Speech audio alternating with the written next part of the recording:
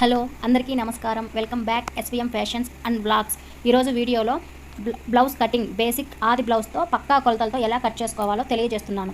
వీడియోని స్కిప్ చేయకుండా చివరి వరకే చూసే ప్రయత్నం చేయండి. ముందుగా 1 మీటర్ బ్లౌజ్ పీస్ తీసుకొని ఓపెన్స్ మనకి ఆపోజిట్లో పరుచుకొని వీడియోలో చూపిస్తున్న విధంగా ఖర్చుకి ప్లస్ హెమ్మింగ్కి స్కేల్ తీసుకొని ఒక లైన్ డ్రా చేసుకోవాలి.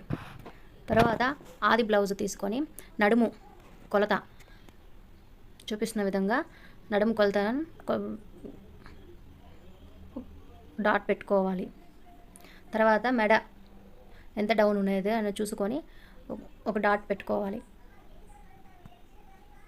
తర్వాత పొడుగు బ్యాక్ డాట్ షోల్డర్ పట్టుకొని జాకెట్ బ్లౌజ్ పొడుగు అనేది కొలుచుకోవాలి. కరెక్ట్గా కాకుండా కొంచెం ఒక హాఫ్ ఇంచ్ ఎక్స్ట్రా పెట్టుకోవాలి. తర్వాత ఖర్చులకి బ్యాక్ డాట్స్కి ఎక్స్ట్రా ఖర్చులకి ఒక 1.5 ఇంచు 1 ఇంచ్ పెట్టుకోవాలి. నేనైతే 1.5 ఇంచ్ పెట్టుకుంటున్నాను.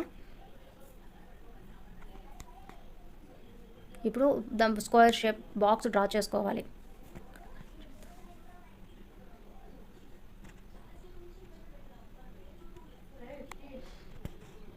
తర్వాత ఎవరికైనా సరేనండి నెక్ 2 ఇంచెస్ పెట్టుకోవాలి.